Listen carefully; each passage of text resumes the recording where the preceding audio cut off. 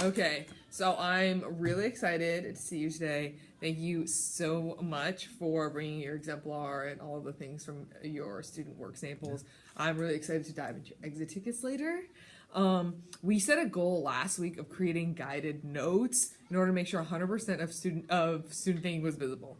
I noticed you did this because not only did you have guided notes, but you went extra Jimmy and you color coded the laps you were going to take. So you took our PD on aggressive monitoring from a couple weeks ago and you actually integrated it into your guided notes, which was like you were like in my head because that's where we were gonna go. So yep, shine on you. Thank you.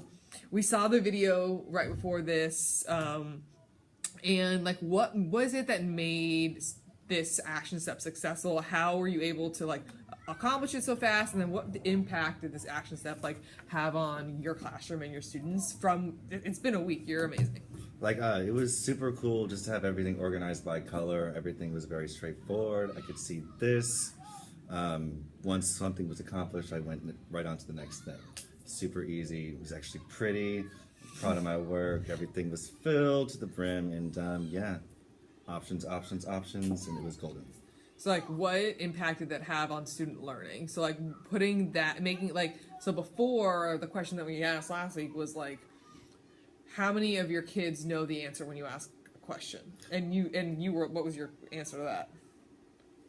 Oh, last week? Yeah. I don't even know. Yeah. So So we decided to create this action step together so that we could see 100% of student thinking. So now that you've done this for a week, what impact is that having on your class? Every student is like super engaged. They're curious. They want to know, like, they want to add into the conversation, and it's awesome.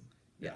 And your laps are really strong, and I think that helps too, is because you're lapping so well and you're naming your laps, students are actually like more urgent and engaged, where like some of them are just like sitting there, you're like, why aren't you working? You're like, because you're already done. Because last week it's like, why weren't you working? It's because I don't have anything in front of me. Yeah.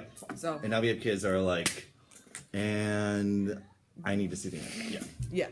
So we're gonna narrow the focus today. I'm super excited. I want to dive into what happens after you have materials in front of students, you've aggressively monitored, like what happens like right before the debrief, because in our observations this week, you do really good job of stopping the show right before the exit ticket or the independent practice and reviewing with students like how to get the right answer. You even identify common misconceptions you've seen, but a lot of the lifting is